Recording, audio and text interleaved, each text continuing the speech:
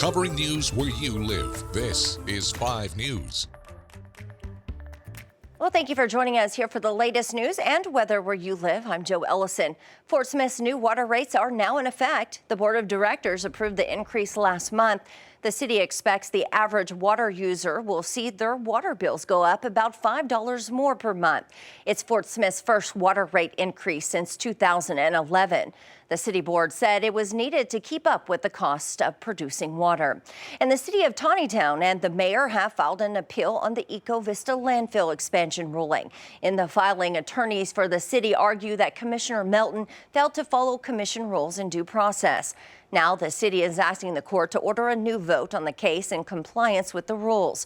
Residents who live close to the landfill strongly oppose the expansion, but waste management representatives say they are running out of space. A lawsuit has been filed against the group working to get signatures for an amendment that could potentially put the Pope County Casino on pause. The amendment to put possible casino locations up to a local vote has the votes to be on the ballot in November. Cherokee Nation Entertainment was awarded the license this summer to build the casino. They accused the ballot measure campaign of violating several laws regarding signature gathering. The city of Fayetteville is working to reduce emissions and improve sustainability. The city plans to use a $100 million grant from the EPA to restore stream banks, wetlands, floodplains, and prairies in South Fayetteville. They plan to restore the ecosystems in several sections of wetlands and streams that are no longer thriving.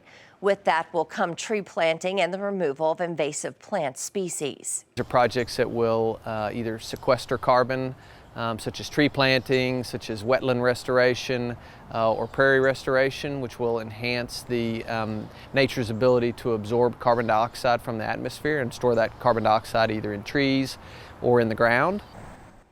Well, another part of this project is creating a bike trail near the White River and offering income-driven vouchers for e-bikes. Well, if your kids are heading back to school, listen up. It's tax-free shopping is this weekend. It's in Arkansas and Oklahoma. Eligible items for this include classroom supplies, back-to-school clothes, and electronics like computers, phones, and tablets. In Arkansas, the tax-free weekend starts on Saturday and continues through Sunday. While in Oklahoma, it starts today and runs through Sunday. All right, we're going to get to more news for you in just a minute, but let's get a check of today's forecast with Zach. Good morning. Good morning, Joe. Good news. No heat advisories, no heat warnings out there for anyone in 5 country. We're talking all of west central, northwestern Arkansas, east central, northeast Oklahoma. Great shape. You can see that shading there off towards the south. That's where the muggier air is going to be today. Why?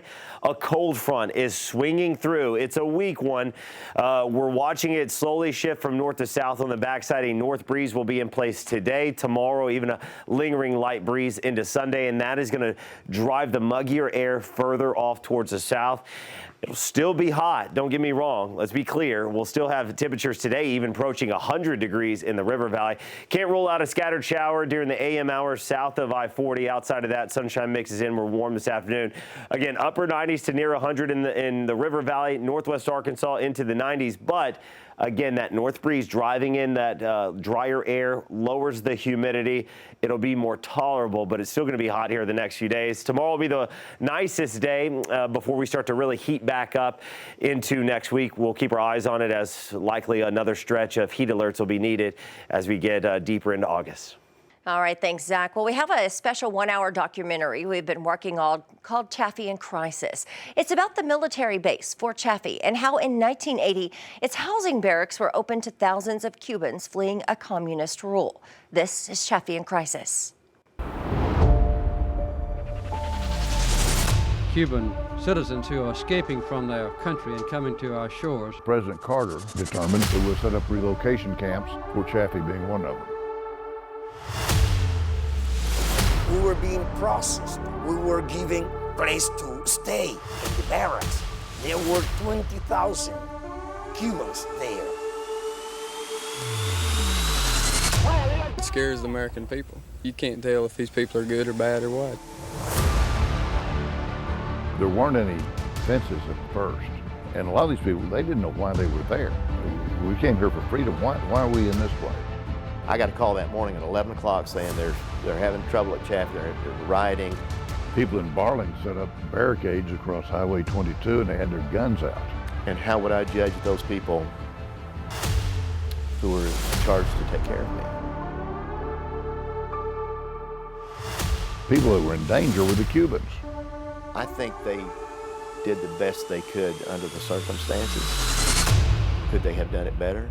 Damn right they could have done it better.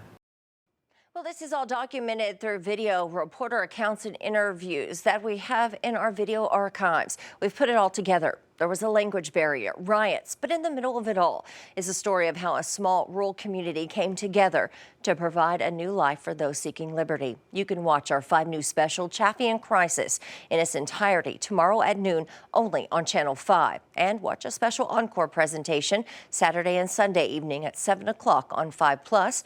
That's our free streaming app for Apple TV, Roku, and Amazon Fire. Well, thank you for joining us here on this Friday. I'm Jo Ellison. Have a great weekend.